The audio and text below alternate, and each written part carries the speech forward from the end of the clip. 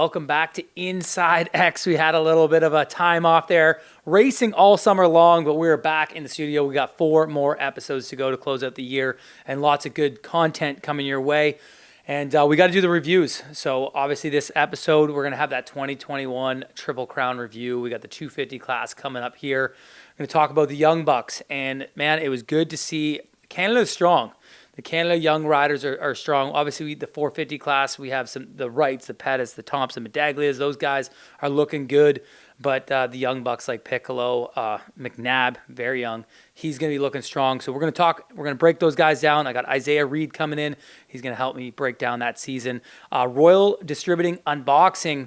We're going to put some nice little parts on that Yamaha 250F, the Blue Crew. We're going to spice it up a little bit and get that thing, try that out. We'll see what they've sent us this week, along with the Arma Rewind. Good folks over at Arma. Get all the supplements. You can order those online. But this week it's going to be Walton 2010. So Galdi and I break down the 2010 Walton the National there, see what happened back in the day. Over a decade ago, so we're going to break that down. And obviously KTM social media check-in. We're going to check in with some of the champions from this year's Triple Crown and see what they've been up to on social media. So stay tuned. Lots more action. But before I let you go to commercial, we got to thank Parts Canada. They support the sport. You should support them. Go to your local dealer. Grab some parts up there. Grab some Thor gear, Alpine Star parts, Dunlop, Renthal, all the good stuff coming from Parts Canada.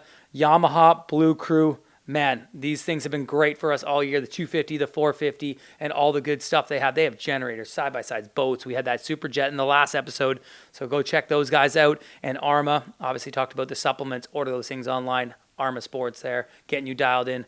Going to send it to a quick commercial. We'll be back with some more insideX. I will never stop. Would you want me to slow down? Would that make it easier for you? Or would you want the fight? To pour your heart into it kind of fight? Or should I stop working so hard? I know you'd want me to slow down. I know it would make it easier for you. But then the gate drops. I wouldn't be anywhere else. One goal, one vision.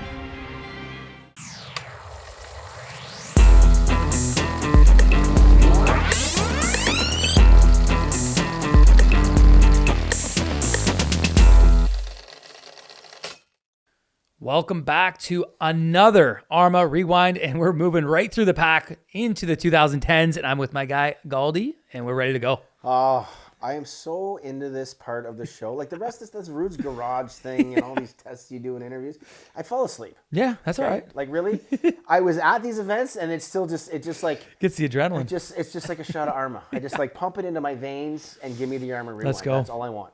That's all there the we fans go. want. So 2010 Walton Raceway, and any significant thing we were looking into, right? Well, the reason why I thought this one was a big one was because this was the first championship for Tyler Medaglia. Okay, yeah. And for years he's jumped around, and on this in 2010, the Blackfoot team went to bat after he lost his ride with Rockstar Energy OTSF, and he also went back down to the little bikes class. Yeah. So the significance here, this right here is the closing. I can't remember who wins this race, but Tyler Medaglia wins that championship as we're going to start taking a look at it. Roll that tape. That was the Arma Rewind here is he claims that championship, but the 450 class, we're missing that the Fasciotti thing. We'll get into that. But yeah, here it is off the line, and there's Tyler up the insider. They're not getting a very great start. Look at that. You're Richard old Gray. prodigy. Yeah. Richard hey, Gray. buddy. How you doing out there? Intermediate plates with a huge hole shot, too. Yeah. Oh, yeah. The Bondi engines, buddy. That's what you're going to do. You got to pay the Bondi engine toll to get up front right there. That's how it goes. I love that. Lots of boys messing around. There's Spencer Knowles, who's now on the Monster Energy Kelly that's right. team. Right. That's it. So Gray right there. And there's Sean Reif. I actually filled in for Sean Reif this year at St. Julie. Oh, okay. He got hurt, and he was weird. He was very fast, and then he would just get hurt, and then he was very fast, and then he would get hurt. It was a weird year for Sean Reif, but he flew outdoors, and there's T-Dags right there making the pass on Richard Gray. Yeah. And T-Dags was in pretty good control. I think he had about a 20-point lead heading into this first moto. Yeah. Over Teddy Mayer right and there. That was number one, winning that number 9 or 09 championship. Battling one of the Allison brothers right there. And there's Kieran Fitzgerald and a bunch of guys. There's Beats going through there on the Summer 16. This is Jared Allison, who just a few weeks earlier got his very first podium ever at St. Julie, the race that I raced. He got third overall. And I like this section. Yeah, I love that hearing section. Rumors that they might bring this part Yeah, back. it's going to be for Walton 1, I believe. They're going to bring that section I back. love that part I like when they that did double. and that turn and everything like that. That Yep. was such a cool. Send this cool over to section Brettley right there. now. Yeah, and but there's Tyler actually leading this race. I didn't remember this. I didn't realize he was up front on these ones. Right Those here. Yamahas were quick, Yeah. and that's pre-fuel injected too, and they were that's still the good. full carb, but it might have just blown off at one point Yeah. right there. They zip tied those things together. But Gray's still having a great ride. This is where Richard kind of put himself on the map as far as that. And he got a ride Impact after the year after, was it? And, with no, he was still with Orange KTM. Okay. It wasn't like a factory deal, but pretty decent. And then 2012, he got Yamaha ride. With the Yamaha team. That's right, exactly. I'm sure we'll see him. There's Beats right there actually battling. And Benoit and who else is all in there? There's a bunch of guys. There's Benoit. Oh, yeah, one of Benoit on Allison the brothers, privateer Beats. KTM. A bunch of guys. Look at that. Oh, that big step up they used to have at Transcan. Look at that, the crowd in the background there. That was so Love awesome. to see it. Always love seeing the good farm crowd out there. Yep. Walton coming and watching And the Mary races. passing. The big step down there at T-Dags. He was awesome this year on this bike. He could. I come love from that he had the anywhere. number 5 there too, because he's number 5 career number, Yeah, and that's cool to see. This That's is his where it first stemmed from. championship. So he finished 5th in the series. So back then, Yep. you wore the number that you finished in the series prior to the year before, and he finished 5th in the series. But that's where he chose the 5 from back in his first championship. And there's Richard. not a rush here. We used to work on this. Just take your time when you crash. Don't get up in a hurry. This is the when you're Goldie running in program. a podium spot, but just take your time. No rush to get back into the race right there. But look at this. Teddy's starting to catch him. This is the last lap though here, and the finish line was over on the straightaway for the pros, or was it? No, I think it's a step down right here. Is it a step down still? Okay. I always forget it. We switch it back and forth Yep. with amateurs. So yeah, it is finish line. They're getting Tyler. Boom, wins Checkered. that first moto. So that's a 3-point swing on Teddy. So that would have been 23 points. So Tyler still had to go into that final moto to do it. Raif, Allison, Madaz, Benoit, Allison. Oh, Durvaj. Remember that name, Greg Yep. Durvaj. 450 Wow. boys off the gate. Look at the crowd, the parking. Oh, Just awesome back then. So cool. yep. And BK, Bobby Canary at the whole shot on that RM, and I believe that bike is the same one they ride these days. See those number 3s on the Suzuki is a very popular number. We've seen T-Dags have it a couple times there. Oh, Who's look that at going this. down there. That This is, guy Troy There's Adams. Troy Langlois. Adams, 65. Troy Adams and Josh. Oh, yeah, Smith that's right. rode at, For the Cernix. guys this year. There's Mason Phillips on the privateer KTM. Clat, there's number 2 on the Clat. And I think that's Travis Sewell. Yes, it is. That's Travis Sewell right there. He has a good moto. I think he actually gets on the podium in this moto. These guys go back and forth this whole moto. Sewell's got an unorthodox style on a bike. Like a David Villeman. Yes, Looks right. Like that. Like the Cobra. Manus, like a praying mantis Cobra. Yeah, Yeah. they used to call him back in the day right there. There he is there. And then there's Sewell. I think that's Travis Sewell. Yep, Travis Sewell, you're right. Yeah, making the battle there. There's Clat trying to make Clat's his way way back up. there. He's getting Josh Demuth right there. He passes Josh Demuth. Demuth was awesome to have in the series this year. He Yep. fit in after the race. Yep. And he fit in during the Oh, race. There's Keister Keister. pushing the bike. That's Out. not a good moto right. There's Jamie Keys. Good old James. 11th season. But look at these guys. 1, 2, 3, 4 right there battling it out. And Ryan Phillips on the K2. Oh! Right That's there. Millar there too. Yeah, Ryan Millar, not Yep. Ryan Phillips. My fault. Who was the... Oh, is that Nathan Fazio right there? I didn't even know that guy. Nathan Fazio. Yep, battle for Motivate third year. Lifestyle. I know that guy right there. Good guy, sponsor of our local AMO series. So good to have him in there. A good shot. I didn't really realize he was in there. So and there- Phillips and Clat battle. So Mason Phillips got off the KTM team and then on to the Team Faith. Oh, okay, yep. Rode with him and Josh Schneider. Made that pass here. Here's a And shot. I think is that Brownie? Because this was the first year. I think that is Brownie of the On the KTM KTM. 350. Oh, okay, This yeah. is the first Wow, year that's the of the first year they KTM. had it? Yes, first year of the KTM 350. And Had it Brown for a came up decade and now. rode a couple of races on that bike. And I think Willard was up that year and rode the whole series on that bike. I want to say it was number... Or maybe it was 12 that year that happened. 62 'Cause him Willard and was Marshall, there? Robbie Marshall. No, it was 2011, not 12. Sorry, this is 10 we're talking about here. I'm surprised you remember This is this the first stuff. year this bike became, and Brown came up and rode a few rounds on that bike. But look at this. This is this little maneuver here. Boom! They go down. Look at, you can't run into Bobby. That's Bobby's like a running into brick wall. Yeah, That's he's a like, brick wall he just right got there. tossed there. Down he goes. Clat goes down. Yeah, passed and by he's so gotta many make, people. Figure it out, get himself back in. He's on that Richard Gray program, taking not your a lot time. of rush here. Let's not get back into this race. We're not going to rush. Look at the way the line just meets up, but Bobby just leans into him. Bobby, Oh, that was a good honestly, crash. you would think Bobby's a lot bigger than he is. If you know what I mean, he's not a huge guy, but Just he's strong. so solid. Just strong. He's Used still to leading the way. love not wearing a chest protector, but look at this. Clat ended up catching back up to him towards Oh, the man. end of the moto. This is, I believe, could be coming down the last lap right here. I want to say Clat. I know Bobby gets the overall, but Clat wins one of these moto. I can't remember which one he wins right here. But Oh, that's look close at this there. battle. Look at this. Look at this inside. Get him. Outside. Boom, they hit again. No, Bobby K doesn't let him shut the door again. They are going at it. Oh, he leans on him. Oh, he takes him out again. Oh, he's got to be mad. About that. Oh, my God. That was awesome. And that's a pass there. Is that Brownie? I think that's Brownie on the 350 right there going by. I forgot that they went down twice. Look at the crowd. Please bring back the spectators. I know, we need spectators, Beautiful. but that's amazing. And this section. We need so this Bobby, section back. you know what, like Clapp probably thought he took him out, but Bobby just lost his back end and went into a line. Yeah, no, he slid. Yeah, no, that wasn't a takeout there. That was just a racing incident, as they like to say nowadays. But yeah, Bobby K, Rockstar Energy OTSF Suzuki back then, going to grab that moto win. I think he's been good at Walton. I'm pretty sure that was his first moto win of the year, too, in that year. So can I read? Oh, it was Nemeth on the KTM. Ah, there we go. go. It was Nemeth on the KTM. It's hard to see the numbers. Yep. Nemeth caught Demuth and the Sewell boys, both Travis and what was the other brother's name? Travis? And Shane. Shane Sewell. They're both there. They went like Both 5-6 in that moto. Pretty impressive and there. And then, oh yeah, look at this. The Blackfoot boys get the whole shot. There's Beats right there on the 16. Nice hole shot for Beats. Yeah. Gives his teammate the way, though. And there's his brother, 17, Jeremy Medalla right there. And he was on a KTM, right? On the KTM, Yep. yeah. He was on the orange. Him and Richard Gray were teammates, actually, Oh, on the orange yes. KTM right there. So they wasn't factory, but factory supported squad. But the Blackfoot boys, A lot of rule changes after he came through. yes, a lot of rule changes going on right there. The Kevin Benoit rule. There's always a name to some of the rules. Yeah, right there. you gotta I like love those it. ones. But the track, man, like it's funny. You go to Walton now; it's so ruddy, so deep. I like this style track. I'll ride this would all agree. day long. I would agree. I'm not a Yeah. huge fan of the ruts myself, but man, it Send this tape to Brett. And you look at it too. The racing was great. Look at that inside line. There's a big rut there, but you go outside Yep. and carry that speed. But the speeds you could carry here and feel comfortable doing. I think when you get going fast at Walton in that ruts, that's when it gets a little bit hectic and a little bit scary. No team As commands Mayer here. and Rife are going at it here. No That team big tactics stretch. as Rife goes by. No. Yeah, later. Blowing by him right there. And no team tactics whatsoever. He's got an outside shot. I think like I said, it's 23 points coming in. He'd have to have some luck, but he's got Medaglia out front right now. So And Beats is right there to kind of be Medags' cushion. Yep. And Teammate battle. I like everybody this. knows that Medags, One, two, Beats three, wasn't fully healthy. Oh, Rife, legs off the peg and making the pass. Oh, he does. Oh. Look at that. Drifting a little that wide. jump's though. changed so much over the years. It was just like a roller Yes. there, and it's been like a step down, a tabletop. It's been a bunch of different things. So Yeah, there's the finish line step. Look at the crowd on this day. It was huge. There's people everywhere around this track.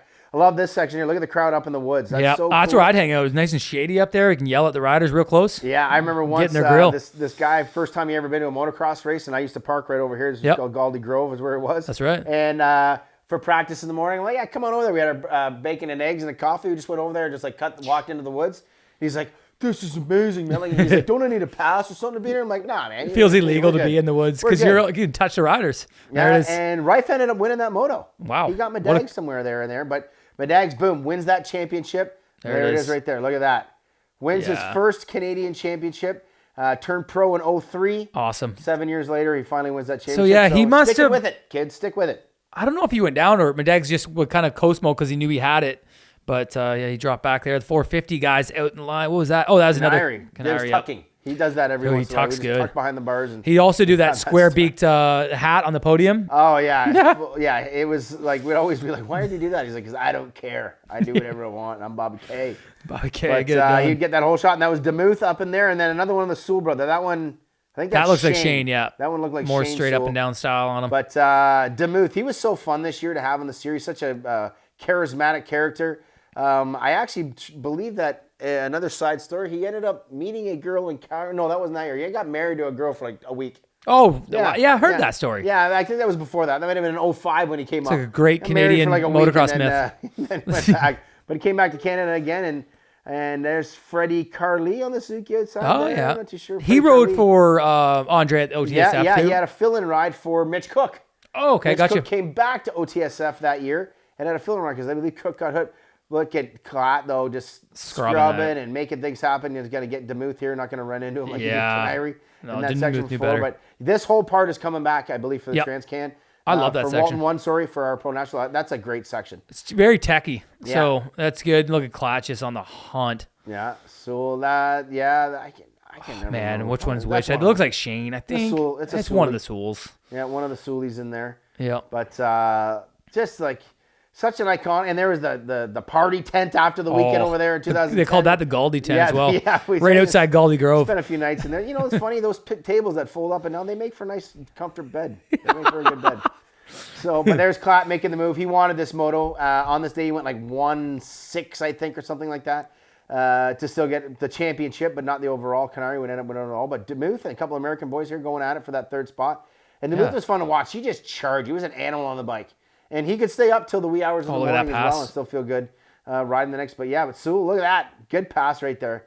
Man, he was rolling there. Full privateer. I want to say that's Travis. It looks like Travis, the older one. Full privateer effort out there. Then look at this. 4 wide, just clicking gears down the back straight there at Transcan. I think that's Burke in there and one of the Sewells maybe. And yep, that's a pre-tunnel on that straightaway there. Adams right there at 65. Man, good battle there. I think that's Burke. Is that Burke? No, that's Homans. Homans on the 46. That's who that is right there. Simon Homans. Don't get to see him. This is one of his last races of his career. Yeah, I wonder when he was done. Ryan Millar, 28 there, going through. One of those. Ryan Millar was one of those talents that we always thought was going to get better. Here's Nemeth again. Cornel Nemeth, the big Hungarian. I think he would have been fun to have in the series a lot longer than just the 1 year that he did. Oh, man, he was great. Number 2, right? He got second this year. Make you laugh up there. I remember at this round, he had his... he did the podium interview with no shirt on. Just took his shirt off and whipped into the crowd. Adam's having more issues. And he jumped into Brad... now I'm drawing a blank right there. Brad raced our series for years there. Oh, my God. Washington boy. Not it. Not it. Sorry. There you go. I got you. Yeah, Brad Nott there. And Klatt, though, dominant. Look at the crowd up in the middle of the track there. Bobby K. Look at this. Sewell was actually catching up to Canary here. Wow. Sewell is fast. So did there's Urquhart, too, on another borrowed bike. He borrowed this KTM Noof as his mechanic, and he ends up passing Fasciotti in the points to get number 9 on the year. Because Fasciotti was number 10 the next year. No way. Yeah, so Urquhart ended up getting number 9 at this last race. There's a win for Klatt, but he doesn't get the overall. It went to... Oh, look at that. Yeah, that was the most hideous finish line victory, but he wins the championship. Yeah, and that's this would huge. be Klatt's 4th Canadian championship, 2 250s and 2 450s. And 2 450s, and that would be his last one of his career. There you go. That was it. And that was the... And Klatt, Canary, Sewell didn't get him. Nemeth. Keaston there. Another Arma Rewind. Lots of cool names. It's so much fun looking back in this kind of stuff and see how it worked out. And even myself, I'm in such a meathead with all this information. I'm like, oh yeah. It's cool seeing that stuff. Love doing that stuff. Thanks to Arma for supporting it. So fun. I love throwing it back and seeing where these guys came from and seeing the careers that they had, because we know Klatt's not too long. We've seen JSR coming from the 2000 era, winning all his championships. We're going to see Fasciotti win all his championships. And it's quite the history here in Canada, and a lot of great American races too. I forgot that Jared Allison I was looking at results at the end of that, and Jared Allison rode 450 that day just for. To do. Just extra. Yeah, That's back then. It was like 4 motos, wasn't a big deal. They just run through them. Yeah, whatever. Piece of cake. Well, that is it. Men were men, Kyle. Men were men. And that is it for another Arma Rewind here, and that was Walton 2010. We're rolling right along there. We got some racing going on, so tune in, and we're gonna just jump. I missed it the last few shows. Arma Rewind! You gotta have the phone in the hands up. We gotta do it. We gotta do it. There you go. There you have it. We're gonna jump to a quick commercial. We'll be right back.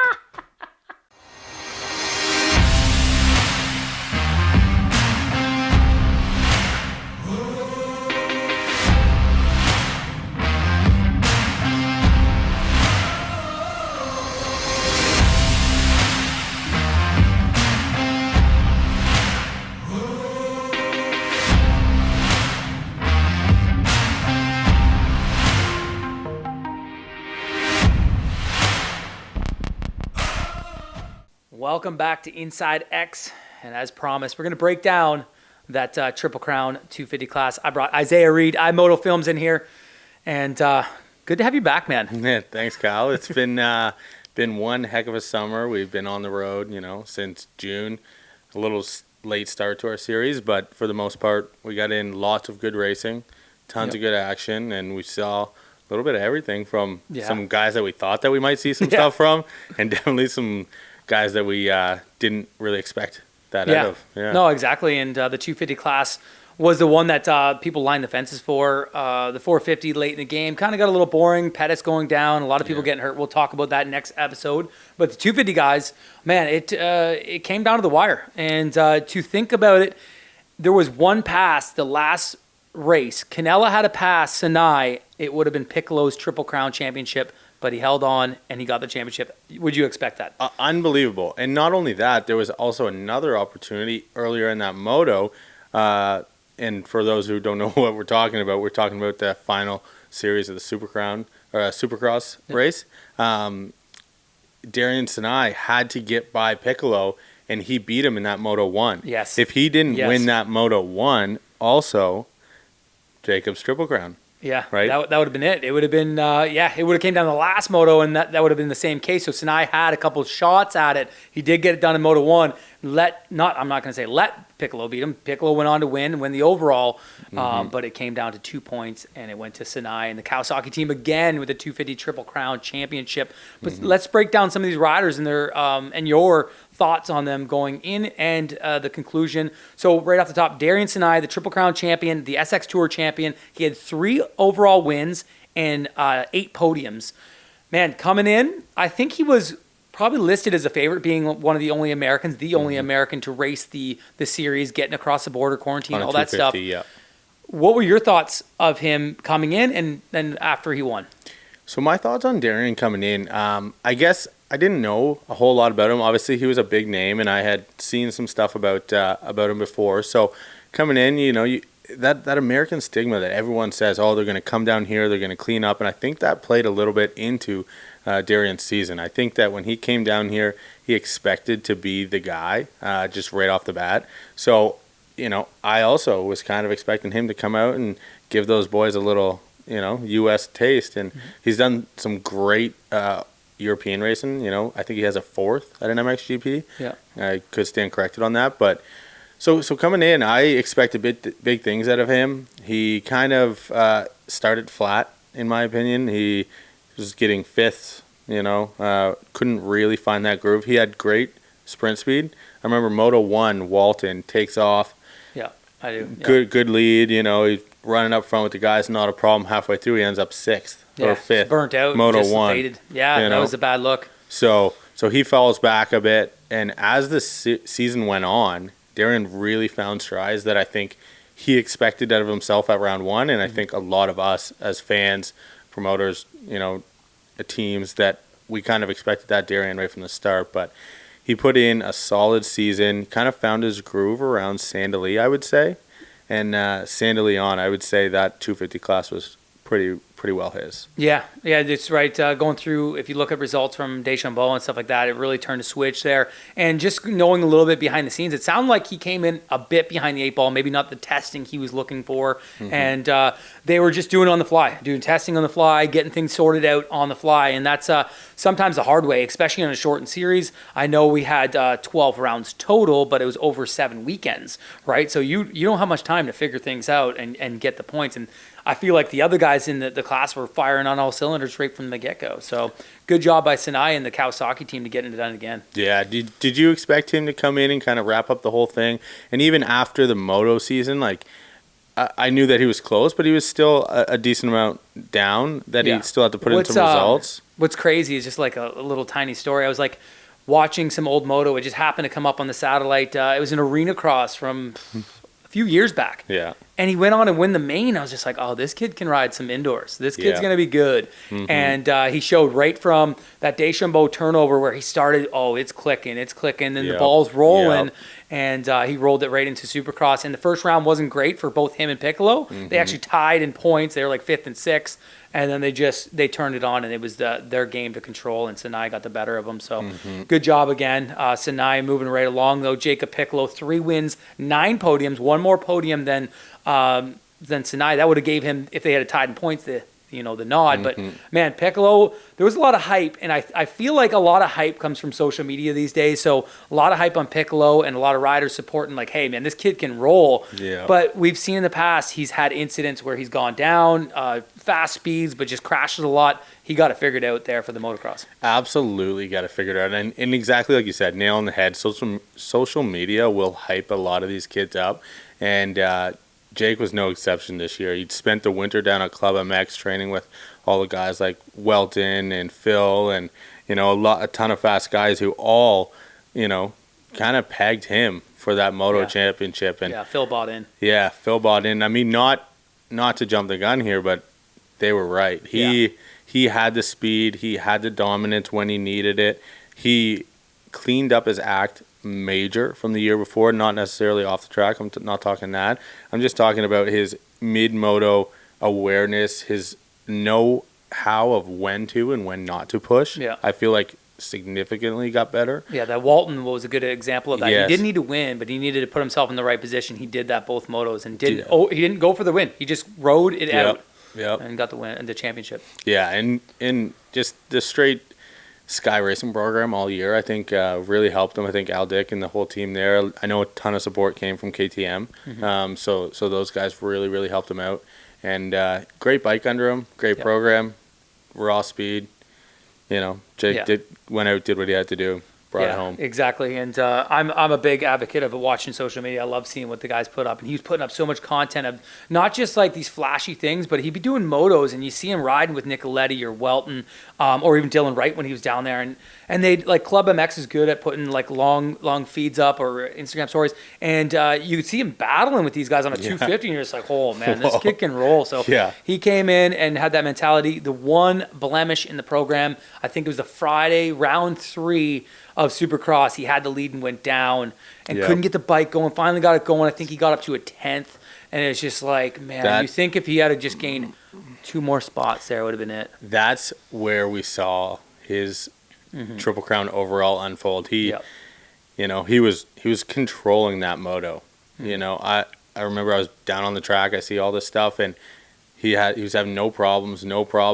One lap, I don't see Jake come around. I'm like, gut wrenching. Yeah, and it's always hard when in Supercross you just kind of get this feeling. It's like this could not be great. Like we see a few guys that took a few nasty ones. Luckily, I think everybody was okay from Supercross this year, so that was nice. But yeah, that one moto. Other than that, pretty good season. No DNFs from the team. He finished all of his motos, even with a few get-offs. Yeah. Do you think he excelled better in Supercross than you thought he was going to, or was he right on par? He was right on par for what I was saying all, coming into it and during the broadcast with Galdi. I said these BC kids like Gibbs, Piccolo, they're money indoors. Casey Keast even coming off the couch and riding his 450, never rode a 450 indoors. Man, these guys are just money. They just grew up in it, and it's just like Ontario kid like me. We grew up in an era where they were trying to get it through, but we never had a solid series. So that's the biggest thing I see with Piccolo and those guys. He was just like, I knew he was going to be good. I knew Sinai was going to be good just from the clip of Arena Cross. Right? You're like, whoa. But, moving to the next guy in the list, Tanner Ward, he was coming in, and as Galdi would put it, 1A, 1B, him and Canella. Yeah. Ward ended up getting 3 overall wins and 6 podiums, and he came up way short with some bad motos there and just didn't get it done. Leaving Walton, everybody had to think, like, oh, it's Tanner Ward's year. Yeah. Right off the bat, it comes out in, exactly like you said, pre-season when we were doing this show, Galdi goes, he gave the edge to Marco. Yeah. Marco was 1A, and Tanner was 1B. Going into Walton, Tanner showed up. He came in ready, and a little bit of behind-the-scenes info is Tanner came into the season injured. He was not well, and he still put together a great first round, leaving with the red plate for the first time in his career.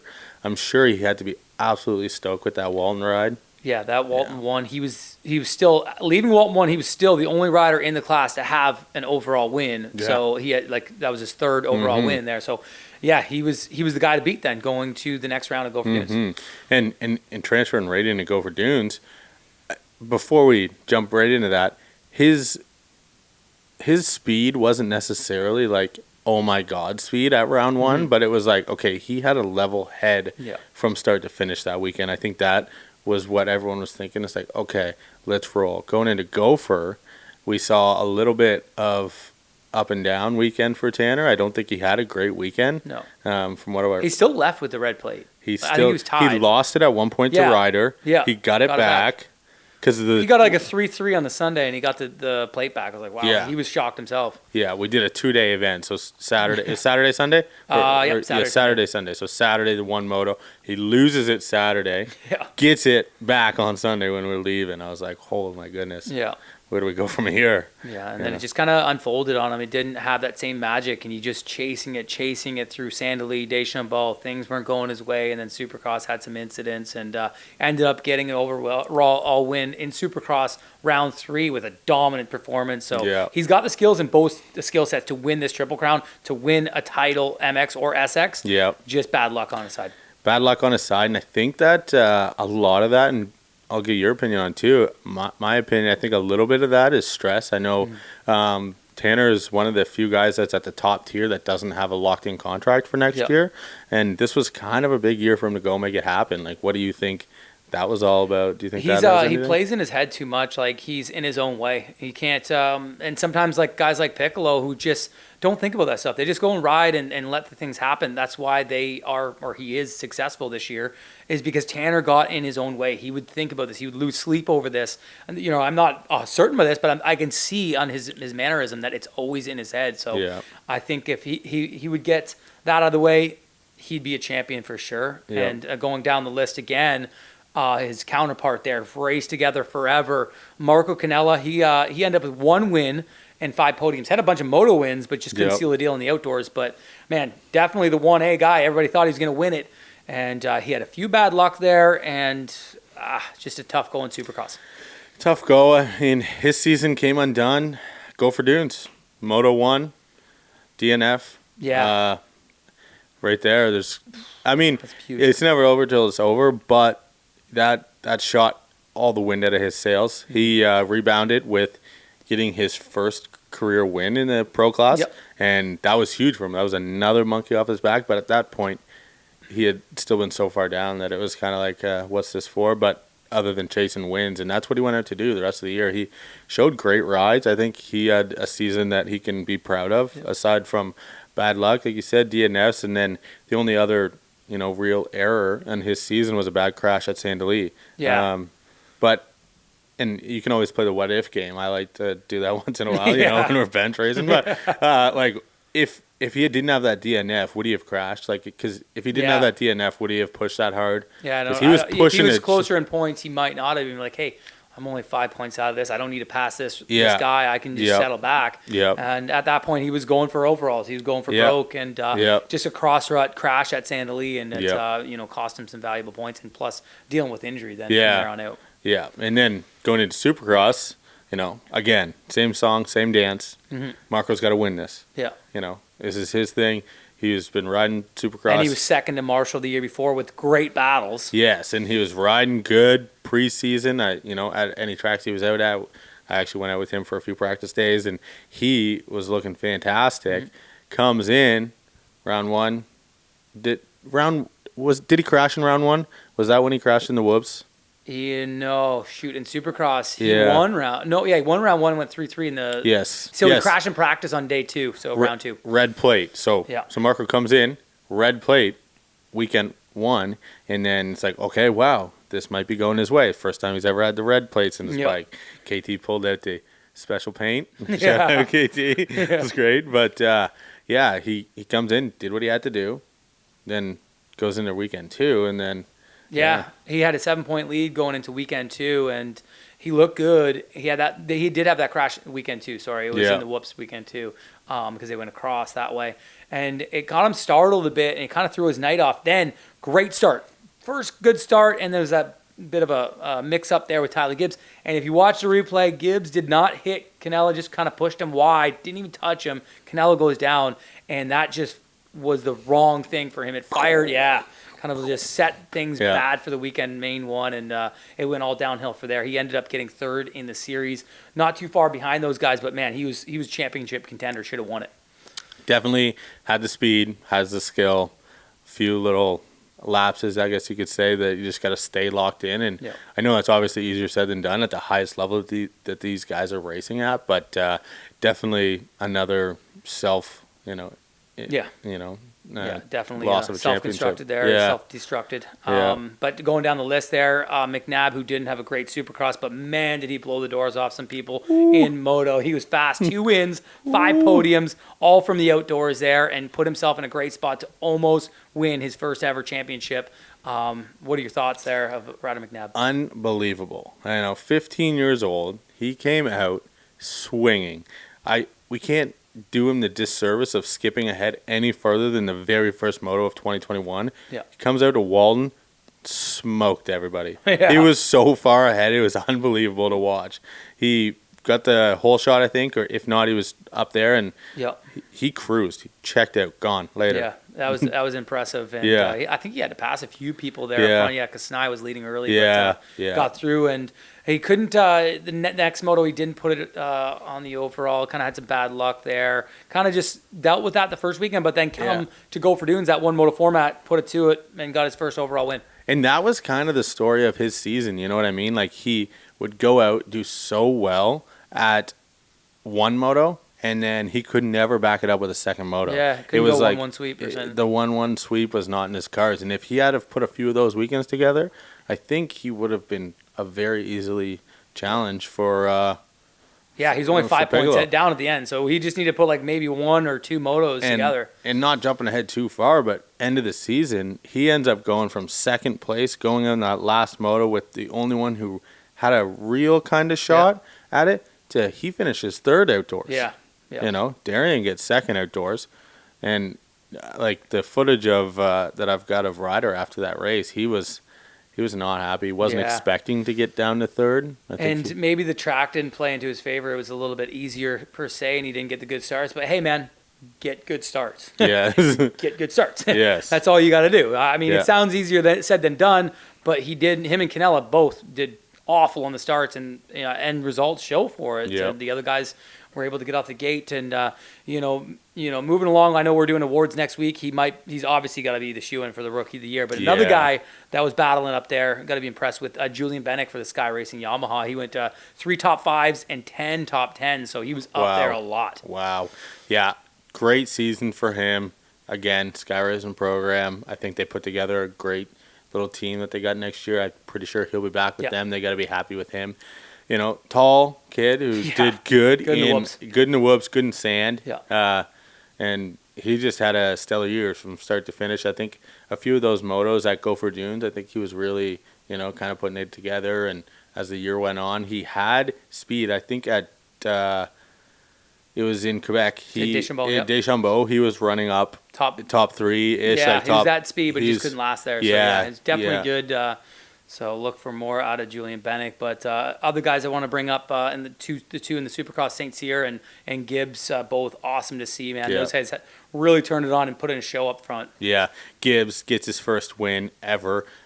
Right off the bat, comes out, gets into the lead quick. Yeah. But then he stayed consistent. That's what shocked a lot of people. It's like, it's okay to go have a great moto, and that still counts for something. But the fact that he backed it up, all 8 motos, he was there, he was in it. He had the speed for the entire Supercross round. Again, BC kid, great stuff. Yeah. St. Cyr, Good. same kind of thing. Like, he grew up doing those Quebec has those too. They have a lot of indoor stuff. Yeah. So he kind of grew up doing those Quebec things, and then also he went to Supercross last year. I don't think he ever got into a night show, but he was always right there. He was right there, and then he got injured.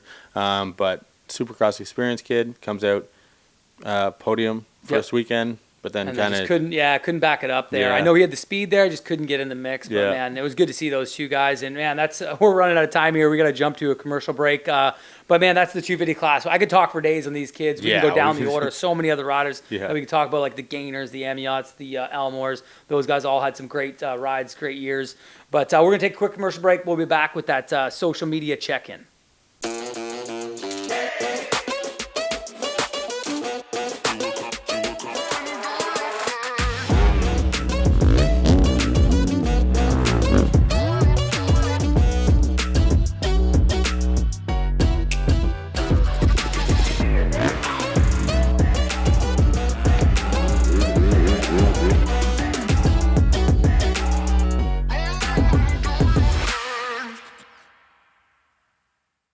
Welcome back to another Royal Distributing unboxing here. The friendly folks over at Royal Distributing sending us obviously some power here. We got the FMF, feel the power, and obviously riding that 250. Old dog like me, we need a little bit of power. Let's see what they sent us here. Flip this open. Ooh, shiny. Oh, look at this thing. Nice little slip-on. I love the slip-on too, because it's easy to put on, and if you're getting the full system, you're about $1,200 to $1,500. This thing, probably half the price, probably like $499, I believe it is, and you can get that at royaldistributing.com. And I know they've made these things a bit shorter right here to reduce damage. A lot of people falling over on their sides, reduce damage on that. So reading up on this model, this thing is ready to go. Power Core 4. We're gonna put this thing on the bike. We're gonna go test it out this morning and get her dialed in.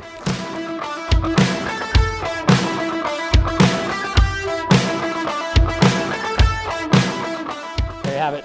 One T-handle to get that pipe on there. Yamaha, the Blue Crew. We got some 10 millimeters, and then you slide that thing on. I love this pipe already. Very easy install. It looks clean right at the back here of the 48. We're ready to rip.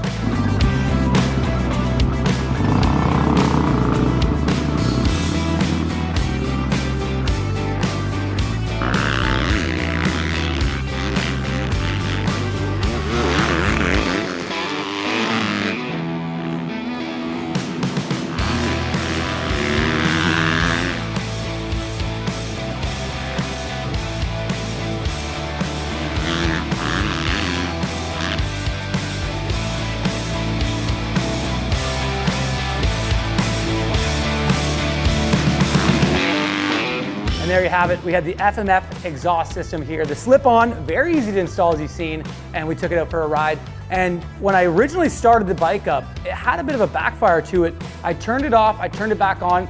The fuel injected just had to reset itself, and man, what a difference. If you know Yamahas, they got that raspy sound when you're riding it. It may be annoying to some of you guys, but this clears it up. I tried a couple different things out there, a couple different maps on the Yamaha that I have set up for it, and it just made it so much better. The ability to hold a gear down the straightaway where you might need to grab it, you might not need to grab it, it was able to just pull right through there. I didn't grab the gear, I just kept it kept going, kept the power up. Honestly, this thing, slip on, so easy to install, half the price of a full system. I would go with this all day long. It's just easy to work with, and it's a sleek setup.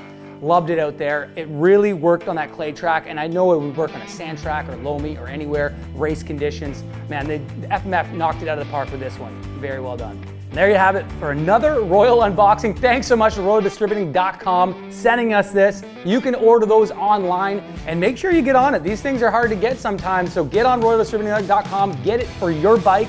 You can go right down there. You can put it for a Honda, for Yamaha, KTM, whatever brand you're riding. You type it right into that RoyalDistributing.com, and you can get the FMF exhaust dialed in for your machine right now. Thanks again, and stay tuned for more insideX.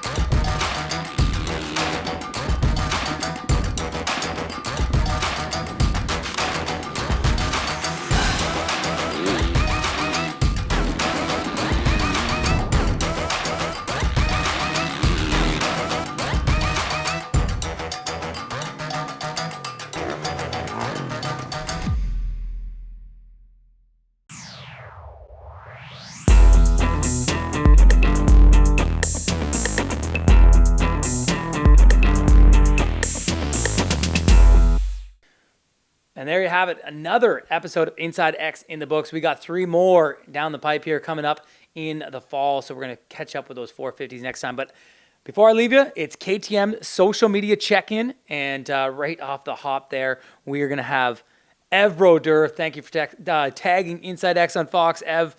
And another championship for her. That's 6. I know she's off to school, studying some stuff there, getting ready for the winter of school and all that. I know she'll get her training in, and she'll come back for a 7th, but there's a great shot of Ev Broder up on the podium. Another champion there, and it's the premix champion, back-to-back for Weston Rosina.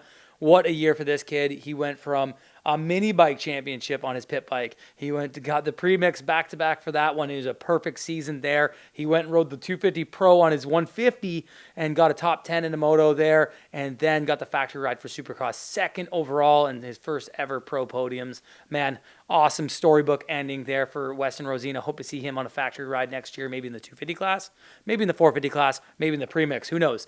Another one, Cole Thompson getting the Triple Crown, the first the first 2-time Triple Crown winner for the 450 class, and he got another Supercross title. He was a perfect season in that 450 Supercross, able to lock every main event down. I think he only didn't lead 2 laps, so there's a great shot of Cole getting that win. And Dylan Wright, what an awful end to his series. I'm glad he's all right. Cannot believe he bounced up from this crash here. Just got caught all wrong. A little bit of a whiskey in there, and whiskey throttle that is. and boom, he's on the ground. So heal up. He's going to get ready for the Motocross to Nations and put Canada on the map. That's for sure. He's our top motocross guy. Glad he's getting over there to race that. Moving right along, another guy that's going to join him, Jacob Piccolo. And man, can this guy throw a whip. Follow him on Instagram. You see some of the nastiest oppos, whips, whatever you want to see. He's awesome for that. And best of luck there, Jacob, over in Italy for the MX Nations, joining Dylan Wright and the rest of the gang over there. And the last, our friendly American, Darian Sinai, getting that 250 Triple Crown Championship. Is a great little edit here, interlace put together for him and his championship. Kawasaki getting it done 2 years in a row in that 250 class, and looking to continue their success and their tear through the Triple Crown Series. But that is it, folks. That is all we have for this show. Tune in next week. We're going to have some more insideX. We're going to talk about the 450s. We're going to get those awards out, Rookie of the Year, Track of the Year, all those good things, Mechanic of the Year. So stay tuned for that. Lots more insideX coming to you in 2021. And thanks for tuning in.